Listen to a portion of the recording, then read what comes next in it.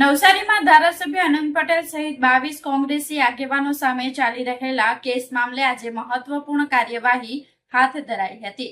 Navsari district sessions કોર્ટે discharge અરજી અંગે સુનાવણી યોજાઈ હતી। આ સુનાવણી દરમિયાન ધારાસભ્ય અનંત પટેલ અને જિલ્લા કોંગ્રેસ પ્રમુખ શૈલેષ પટેલ અને આદિવાસી સમાજના આગેવાનો કોર્ટ સમક્ષ હાજર રહ્યા હતા। નોંધનીય છે કે વર્ષ 2022માં આ 22 આગેવાનો સામે લૂંટ તથા હત્યાના પ્રયાસ જેવા ગંભીર ગુનાઓ હેઠળ કેસ નોંધાયો હતો। આરોપી પક્ષ તરફથી તમામ આગેવાનોને બિન હોમત મુક્ત કરવા માટે ડિસ્ચાર્જ અરજી કરવામાં આવી હતી। આજે થયેલી સુનાવણીમાં સરકાર પક્ષના સ્પેશિયલ પબ્લિક પ્રોસિક્યુટર નયન સુખડવાલાએ કોર્ટમાં દલીલો રજૂ કરી હતી અને આરોપીઓ વિરુદ્ધ લેખિત તથા દસ્તાવેજી પુરાવા પણ રજૂ કર્યા હતા।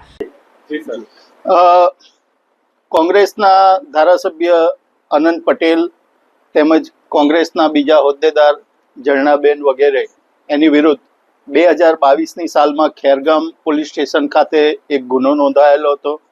એક ગુનો હતો એ દુકાન વગેરે સળગાવવાનો, તોફાન કરવાનો।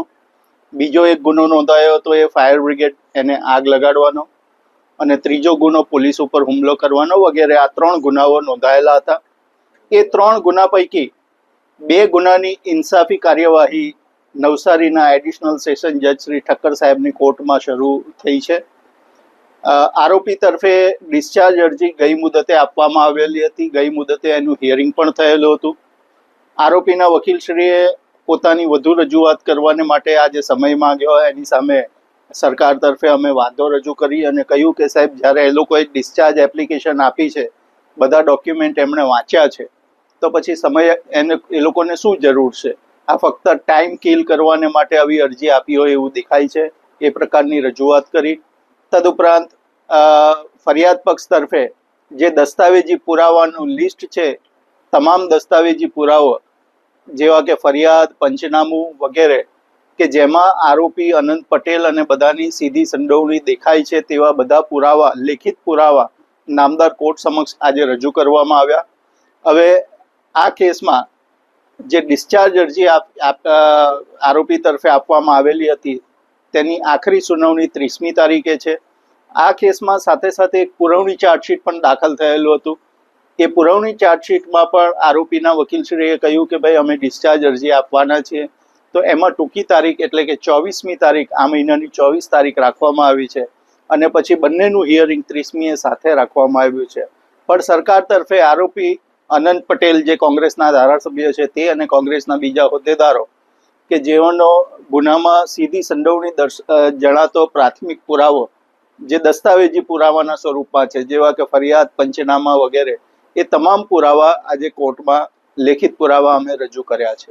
આ કેસના જે તમામે તમામ આરોપીઓ આજે હાજર હતા, એમાં 2 આરોપી ગેરહાજર હતા। એની વોરંટ કાઢવાને માટે મેં કોર્ટમાં અરજી આપવાની તૈયારી બતાવી। તે જ તબક્કે બાકીના જે ગેરહાજર આરોપી હતા તે પણ હાજર થયા। જો એ નહીં આવતે તો સરકાર તરફે એ લોકો વિરુદ્ધ પણ વોરંટની અરજી આપનાર હતા। કોર્ટ દ્વારા આ મામલે વધુ સુનાવણી માટે તારીખ મૂકવામાં આવી છે। હવે આવનારી 30મી એપ્રિલે ડિસ્ચાર્જ અરજી અંગે અંતિમ સુનાવણી હાથ ધરાશે। એડવોકેટ પરેશકુમાર વાટવીચા આજે વાંસદા વિધાનસભાના ધારાસભ્ય અનંતભાઈ પટેલ વિરુદ્ધના 2 કેસો નામદાર 3rd એડિશનલ સેશન્સ કોર્ટની અંદર નવસારી ખાતે મુદત હતી। તેની સાથે સાથે ડૉક્ટર નીરવ પટેલના કેસની સપ્લિમેન્ટરી ચાર્જશીટ પણ થઈને કમિટ થઈને આજે જ નામદાર સેશન્સ કોર્ટમાં આવેલ છે, તેનો પણ કેસ હતો। અનંતભાઈ અને તેના સાથી આરોપીઓના ડિસ્ચાર્જ અરજી નામદાર કોર્ટમાં અગાઉ રાખેલી હતી। સરકાર શ્રી તરફથી ડિસ્ચાર્જ અરજીની સુનાવણી થઈ ગયેલ છે।